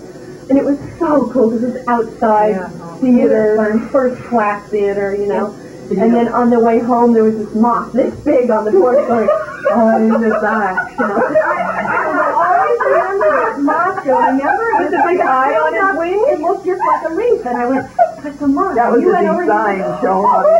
you back, it was this big, and it looked just like a curled up leaf. And then, but it was on his wings and the eyes. Oh, it was beautiful. But Joan thought she was going to devour. I didn't know what I did. I think I decided to try not to die. There. And whenever we were there, we're going to walk around it. She was Dr. big. Felicity's house, and they were all over it. So you know how you know. Yeah, anyway. Fight you. And until she was old enough to start driving the car, so you told her, she'd say, Mom, there's a Miller in here. I go in and I climb the wall or And whatever. my boyfriend and I had my Millers. I get a fly swatter or whatever, and I put it in my hand and I go downstairs and let it out the door. And she says, Mom, why don't you put that in the toilet? Get rid of it. I said, this poor little thing never hurt anything. He couldn't hurt anything. So I put him out the door. But how guilty you'd feel if you told Dad. And Did I he pulled the wings off and then threw it outside and you go, Oh my God, I didn't mean to kill it. I just meant to get it out of here. Then when I was 19, I called the police on 4 Millers. I was staying at Kathy's house. Kathy's house on 6th and St. Paul had like no screens or terrible screens like our house did. And they were like, oh, let's free for all, let's get in here. And there were so many and she was gone and I emptied half a can of Raid on them and it really just made them mad. And they were like, not just seeing Millers up by the light, they were dive bombing me. Because I was spraying them, you know, and plus my fear probably attracted them. I found out that's what attracted them. Those really are pheromones, huh? Yeah. So I was like, okay, I'm going to kill these moths. And then I'm like, okay, this isn't working. And I was so afraid. And I just called the police.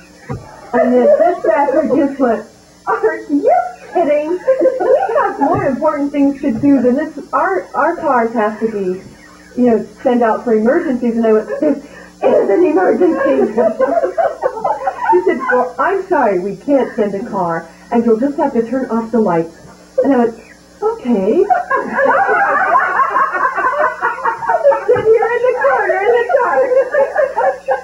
Do you remember the paper you wrote when you were in high school?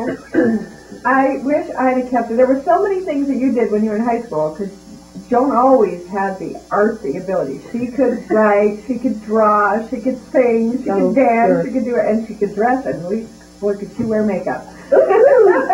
After she walked out of the house. Yeah, sometimes she had to write a paper for school, and she wrote it about Millers. These weren't your ordinary Millers. These were military Millers. They had helmets, they were Toy Army extras, and she went on and on. I remember reading it, and I'd have been terrified of Millers. I was already terrified of Millers. I have an ex-boyfriend, Tom Harpole, who wrote me a story on Millers called The One-Wing Miller. And by the end of the story, you feel so sorry for this moth because he can only fly in circles. One wing, you know? And now he's a famous writer and has won a couple of writing awards. And he's published. Maybe we should have He's still up in Alaska. I know. He lives in Montana. Montana. But he lives in Ireland and other places. Tom was a nice kid. Yeah, of all the things that you can think of for your kids, could you think of anything better that you would wish for them than to grow up in the neighborhood with relatives, with friends of the family, as good as we've had? I mean, really. If you want to talk about a tribute to our dad, neighborhood, or maybe he did. I mean, they stuck close to family. She was in a very good neighborhood. She didn't have a lot of crazy kids around. They gave us everything that really, now you can look back and think, of all the important things to have when you're growing up, we had it all. Yeah, Well, when you meet people who have that chip on their shoulder from their not knowing their parents cared about them. And I mean, we know, looking back, there was something that clicked that said, you know, the only reason my dad stayed after me on that is because he gave a damn. You know, he had the consistency to maintain the discipline that I thought was oppressing me. But it was teaching me, you know. But for parents, like being a parent, that's really hard. That's dedication. If you ground your kid and you can keep them grounded all weekend, that's because you did something like you stayed on them, you know. And I have been much worse of a parent than my parents were in that way, because the consistency is the total is what kids are begging for. They're begging for that consistency, and you don't realize how important it is until you see. Well, you have to decide what the rules are, and then you have to be consistent with them. Right, I would also and I like think to that's a hard thank our dads not only for contributing to that, but one of the smartest things they ever did, besides sticking close to their family and picking the friends that they had, like all the Duns and the O'Connors. They added a lot to our lives. Right. Brian. And they had All happy neighborhoods. families. Their parents They loved them. picked women that were really loved their kids. Yes, they did. And they have provided us with an awful lot of things that I think maybe just the Irish side of the family wouldn't have brought in. Yeah. An awful lot of the huggy things. Like the commercial, have you ever really seen did keep us Italians close. shake hands? Wouldn't have happened. Oh, I don't think we have. What? Have you ever seen Italians shake hands and they're all hugging, you know? That was one of Garrison Keillor's best things that he ever did, was talking about growing up in Minnesota and how you'd ask your mom, "Hey Mom, you love me?" And the mom goes, raises her hand, pries her arm away from her side, goes, smacks you on the side, says, "Of course I love you, stupid," and puts her hand back down. And he said I think I was 9 years old, and an Italian family moved in down the street. Oh, yeah. He said, and these people are, "I love you, I love you, I love you." And he said, you start to thinking about your people. You know, he said, the Italians come from this wonderful land that's ripe with olives and honey, tomatoes, and we go searching in the far north oceans. There's something wrong. Those kids never wondered if they were loved. No, but I hate to bring it down, but in your office work, where you work, the people who give you the trouble are the people who have a terrible relationship with their father. They are. They're the ones that can't be nice, they can't be civil, they gotta show you that you're wrong by embarrassing you in front of everybody. Those are the people that they got problems with their parents, and they never resolved them. And I just see that in so many women. I never knew how common it was until I got to US West, and all of a sudden you're working with people from all over the country. And around Christmas time, you say, "What are you doing for the holidays?" "Oh, not too much." "Going home for the holidays?" "No, I haven't been home in 8 years. I haven't been home in 4 years. Yeah. I haven't talked to my mom or dad in years." And you just go, "Why? What do you do?" I know. What do they do? How do you do? Well, you know, it's really Leave that amazing. day. That house on 3029 had a lot of fine memories. Some of them were rather harrowing. I remember one time when Johnny and Carol were just little savers, and I was not, because I think it was when I was beginning to have problems with appendicitis, and I get a little tired, and I didn't feel well, and I'd lay down. Well, it was Rosie Lopez was expecting Larry, I think, and I had presents for a shower for her on the table, like boxes of things that I had. And it was right after February, I think. I still had my poinsettia plant on the table. And so Johnny, I was writing letters, yes. And I had a pen, you know, that you filled with ink, with the ballpoint. And Johnny and Carol were playing around, and Johnny came up to me with a little tube of hair goop, you know. And I took it away from him so that he didn't mess up anything. And I had the ink there and my pen. Well, this is the scenario. I'm sitting at the table doing the writing when all this is going on. And then I got to feeling better. So I went in the bedrooms when we lived with two families in the house. And I laid down, and I don't think I really ever went to sleep, but I kind of just dozed, you know. And Mark came in. And he came in the bedroom and he said, "And Sheila, what's the matter with Carol?" And I raised my head and I looked at her and said, "Oh my God, what is wrong with her?" I jumped up out of bed. My lethargic me, it ended right at that point. And I went over to her and she had honey all over her head, dripping down on her clothes. I walked out in the dining room. And there was this tube of hair goose stuffed in the top of my pen. There was ink on the sprinkled on the presents I had. And on a lace Then tablecloth, on my lace table cover that my mom had given me when we got married, I went in the front room. There was ink all over my nice rug in the front room. There was honey dripped all over the couch in the front room. The bricks that were in front of was he saying? yeah. It was probably bricks in front of the. That's what they've been. That's what they were doing when they were in the front room, and there were a few little bricks just right along the edge that came out of that. You remember those colored bricks that were in the floor? Well, a few of those were there. When I got up, there were several bricks that were out of there. He had taken those out, and I looked and I said, "Oh my God!" Well, that was before I went a little crazy, I think. That was it did. It pushed me over the edge, and I really gave him a whipping. Oh man, I gave him a whipping. And I tried to clean things up. I called Louise, and she came out. I said, before I started cleaning things, I said, "Do you want to see a mess?" So we looked at this horrible mess, and she said, "Oh my gosh!" So she helped me kind of get things pushed aside. I rolled up the. I get, when I get like that, I get really, really strong. I rolled up that rug and we got it out in the hall, and so we had to send it down to have it cleaned, Well, I got this mess all cleaned up, and John was very,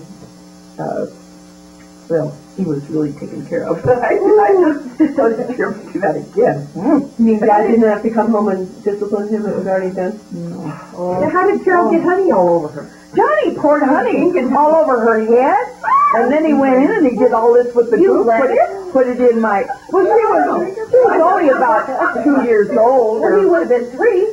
3 and a half, yeah. He must have been going to have Rick. Because Larry's my age. Or whatever it was. Oh, my goodness. That's it. You were only resting for a couple minutes. Well, it seemed like it to me. About 5 hours. No, it was probably an hour or so, and I must have dozed, but I didn't really, because I was sleeping lively enough that when Mark walked in the room, I don't know how he did all this so quietly. That's what I don't know. Really? But anyhow, about a week, no, it doesn't. And he was dripping it all over the house. Why he did that, I don't know. Oh man, I was really burning when I saw Because of the that. story, when Mom went through her linen cabinet and she pulled out this tablecloth that I had always heard about, and that ink stain was still there. Yep. I thought there's got to be something salvageable about this, and so I cut it off and I was going to refinish it and use it for like a Doily? doily for a buffet or something like that. So I still have it if anyone would. If it happens these days, my Halloween tip of the week is called Tech Stain Remover. Oh well, now it's we gone know. now. But if you do this printer's ink, I did it on Kimiko's white rug. You know, you can inject the ink. Oh, yeah. Which you do over Yeah. this thing. Or even popping it in the powder if you go like that or something to splatter. And there's her ivory colored rug with this black ink on it. So I went upstairs, I've never seen this stuff in the cabinet, worked there for years. I wonder if this works. Bing, just eradicated it. Oh my totally. God. Yeah, so cool. And I got it at a carpet store, it's called Tech Stain Remover. Well, there's another sequel to this story. About a week later, I'm downstairs, and Mark and Tom were racing around the upstairs, and all of a sudden I hear this horrible crash. And I said, what on earth? And I walked to the door and I yelled and I said, Louise, what happened? She just came to the door and she just was sick. I mean, she was just pale. And I said, what's the matter? She said, you think you had a mess last week? Come up and look at this. So I went upstairs, and it seems as though the boys were chasing one another. And Mark was chasing Tom, and they were running around the cabinet that she had, that pretty rounded glass cabinet. Oh, it was real nice. And so Tom was running in front of it, and Mark got behind it and pushed it, and over it went. She had every one of her beautiful glasses she got for her wedding, all her crystal, everything was a mess. It was her nice china, treasures, that she realized. And it was pulverized. It was pulverized. And I said, oh my God, what are we going to do with these kids?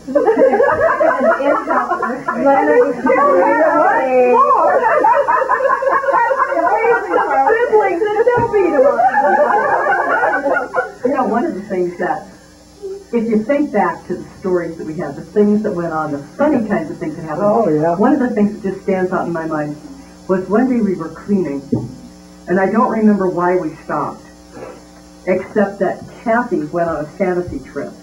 Oh, yes. And she started talking about flying pianos. We were cleaning, living baby grand pianos. And she was as animated as I've ever seen her in my life. And she would say, and here it do, and she'd fall to the floor. Ooh, it almost got me. And then the piano would turn around and come back. She was throwing them. Yeah, oh, yes, she was throwing pianos. But, you know, there was so much humor that went on. Yeah. So much humor. Remember when you guys saw her and we all were crying. Oh, we were laughing so much. We cleaned out the pan cupboard one time. Oh yeah. We had a couple kids in the pan cupboard. Oh, Mom Lord. opened the cupboard and the kids went, ah! Every time they put Patty in the Lazy Susan. I still remember going around in New York. Mom, there's something in the Lazy Susan. Patty is not claustrophobic. Kathy, We've just been dizzy ever since. Kathy almost lost her little finger with one of those little Oh, things. yeah. Put her in the bottom drawer in the dresser, Yeah. and it fell over. This was, oh, God, I forgot about that. I had a dresser, you know, that you put clothes in In the playroom. and they opened the drawers, and they put the kids in, and the kids were in there, and they got too heavy, and it went over, and so the drawer closed, and it took the top of Kathy's finger off. I mean, I took it over to Ginger, and we managed to tape it down or whatever. But Yeah. I had more things, and Louise, when you kids would get hurt, she'd come down to me. I said I was Nurse Nancy. Mark got a. That's how I got my name. It's funny, I cut his lip on a garbage can that was out in back and fell. Split his lip open. Another day it was something else. Mary got a needle in her hand or something. I mean, it was such one thing after Johnny the other. cut his thumb off and playing with Dad's gun when he shouldn't have. Richard called fell out of the tree. right? Ginger. And then Poor Ginger. God bless her. when I was coming around, had about a half Those kids were mostly grown, but all I remember is every time I was bleeding, I can hear Mom going, Ginger! Ginger! Anybody come over? And it was pretty much, well, put ice on it. I was with a blue moon. I didn't call her very often. Well, I remember that clearly because I was taking I remember one time I really did call her, and I was frightened. It was, I think it was when you were a little baby. Bella? No, you were just a little one. I think it was you. And they had you had a protruding navel. I did? I got a Joan or you. Joan maybe. And at any rate, the doctor told me, you know, I could take the tape off. Well, I took it, and of course, skin came with it. Well, you know what happens to that. It was just so. And she turned blue. I mean, she was holding her breath. Oh, turned blue. And I got frightened. At that, I got frightened. The other things I could handle, but this other stuff, I did go over there, and I called her real quick, like, and she came over, and she just picked her up, and she just held her for a minute. And everything was okay, but. But you know, you think if we just figured Ginger was the nurse, and she had 1 year of nurses training, but we called upon her as if she was an expert. And I thought she was a regular nurse. Well, what's she thought she saw? You know, I didn't know. does anybody remember Mark O'Brien walking up and down the stairs On his hand. at 3029? Not just on his hands, but railing. on the railing, banister. on the banister, with his eyelids slipped out. And he would go up and down, and he'd have this funny grin on his face, and he'd look up at you with his eyelids turned back. And he'd go, oh no! And then it got, if he wanted to rest somewhere, you'd find him up in one of the transom spaces above the windows, above the doors, in the hallway upstairs. Oh, he was so funny. What? You know, that's a guy who should have been a gymnast. You know, Oh, what a he should have such upper body strength. It was incredible.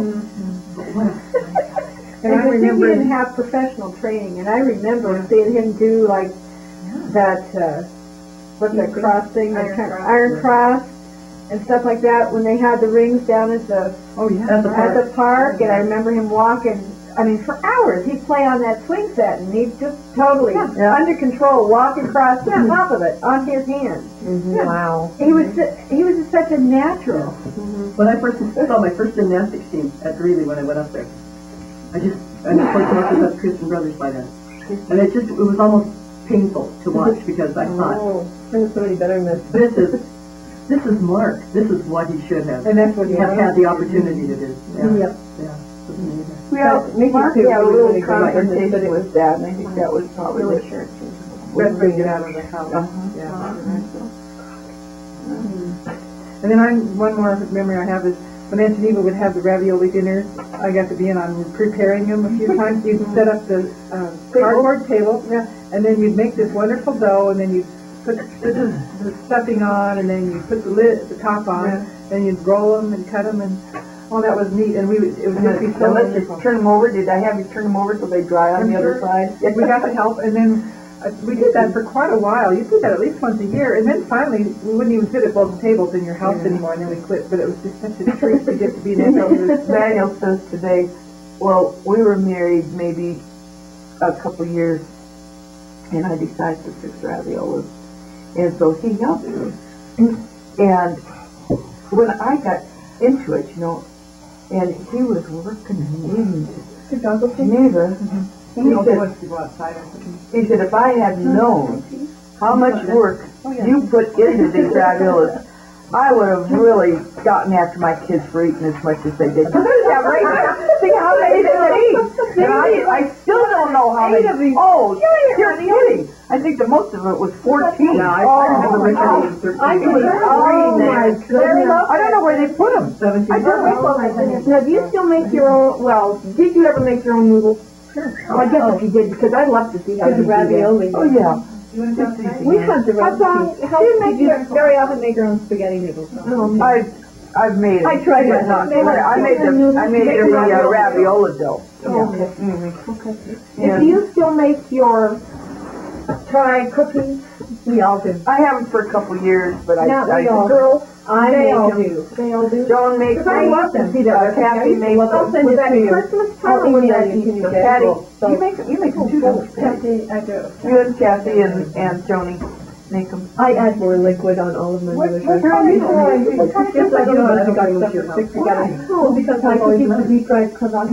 I'm thinking you don't know. AI. Oh, yeah, okay. Sales and Yeah. It's a good gift. You know, another thing I really remember is late at night, after most of the neighborhood kids were in bed, somebody, usually Kathy, would decide, let's make some oatmeal cookies. Or let's make, and we'd be out there starting at 9:30 at night, throwing together oatmeal cookies and singing. Her mom would be putting us out started. I'm sure she did, but I remember this a little more because Kathy would be the instigator. She was one of the better cooks between Joan and me and Kathy. What did I see at they're making cookies, starting to make cookies at 9:30 at night. Oh yeah, that's not unusual. But I remember the very few times I remember you being gone to work.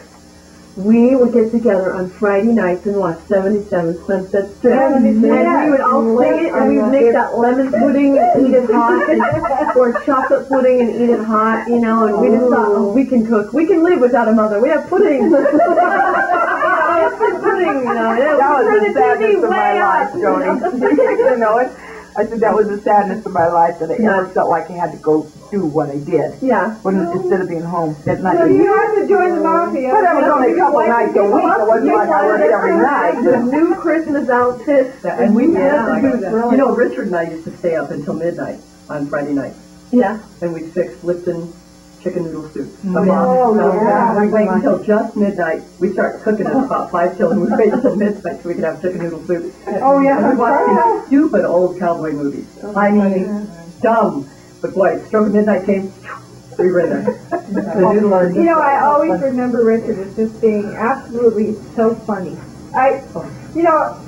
He still can be very funny, but just listening to Richard in the certain bathroom. periods of your life when Rick Lopez and Richard and Joan was the kids together at one dinner table. And Carol. You would walk away from the Frickin' Carol, table with your wasn't sides so sore because you couldn't eat. There were times I'd have to spit food out because I had back and forth and back. And you'd be laughing so hard you couldn't eat. That's the truth. Listening to Richard when he was a little kid, he'd go in the bathroom and you'd hear this.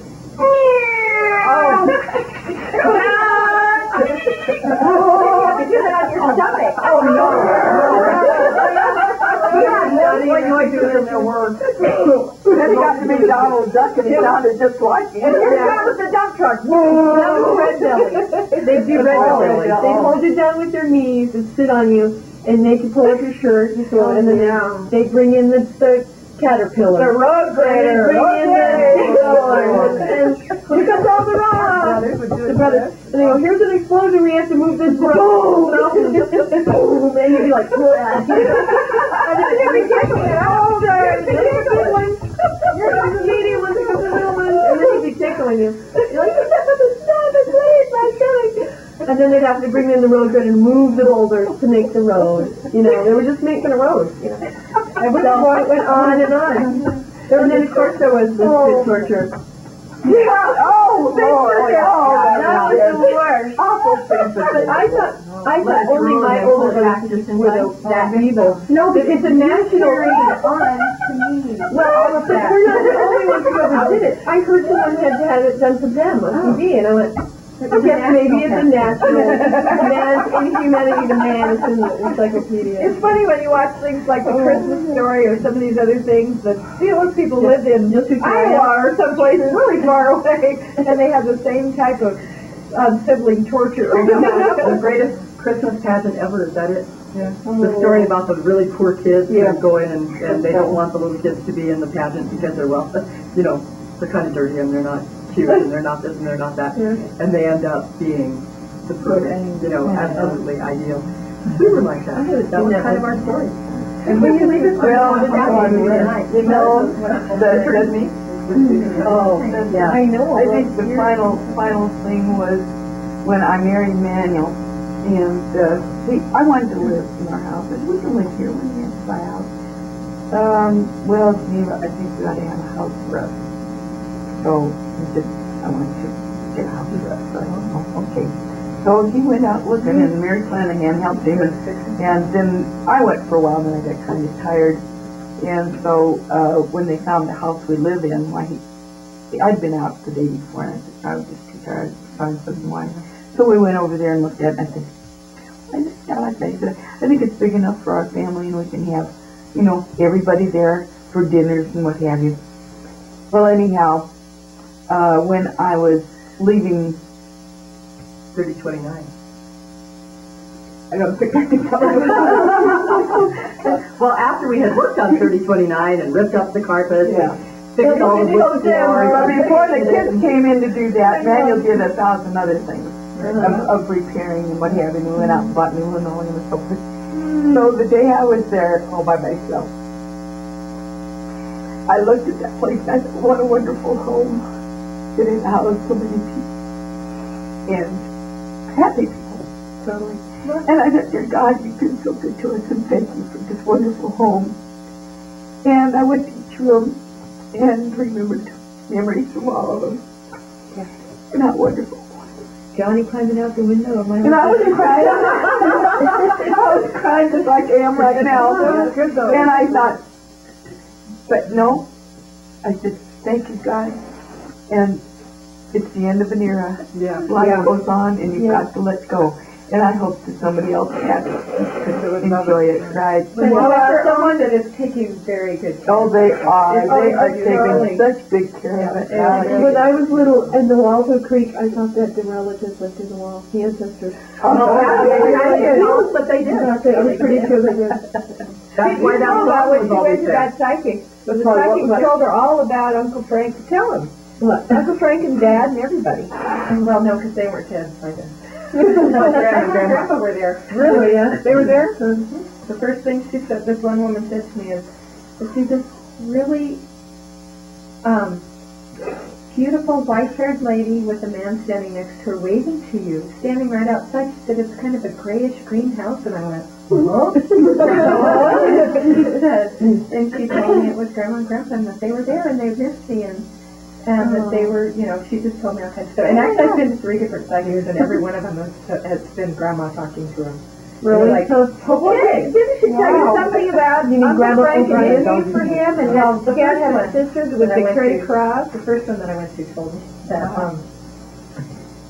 that that there was a very stoic man with his back turned towards us. I said, oh, that must be Grandpa, because he doesn't believe in this kind of stuff. And Grandma was flitting around everywhere, all set to tell her all kinds of stuff, but I didn't know who it was. So once I said her, she said, that's who it is, dear, but I couldn't tell you. I said, oh, okay. And then she said something about Phil, that there was someone in our family named Phil. I go, no, there's no one in our family named Phil. And I got home and I called your dad and I said, what was your dad's name? And he said, well, it was Michael Francis. Mm-hmm. And I said, oh. And I said, do you know anybody in your family named Phil? And he goes, well, that's what we call Felicity. Oh, and she said, this Phil was very religious and carried a cross with her, with them. And I said, oh. And then when I asked Uncle Frank, he said, well, that's what we always called Felicity. And I said, oh, who knew? And it was really bizarre. But yeah, it was kind of things that she wouldn't really have known, which was kind of weird. And there was a lot of communication. Wasn't there something else about a physical cross, and you figured it was the rosary around Aunt Kathleen's waist? Yeah, something like that. I don't remember that exactly, but Yes. it was really interesting. This is what I have to say, but definitely Grandma and Grandpa were around us and knew us. They lived there, huh? Lived there in the house. Everybody knew that. You'd walk in the house and you'd know. There was good spirits there anyway. Oh, I think the light's on the other side. Yeah, it is.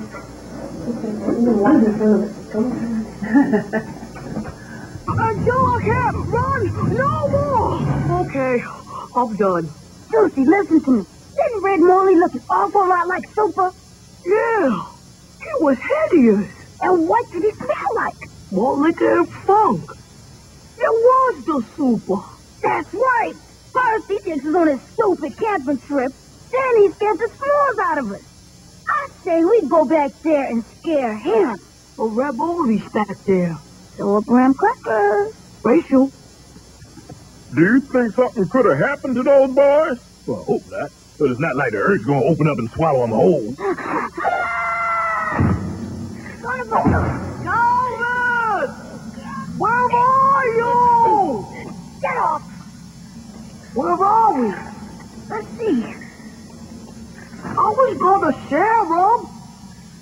Now, there's nothing to worry about. This is a perfectly safe neighborhood.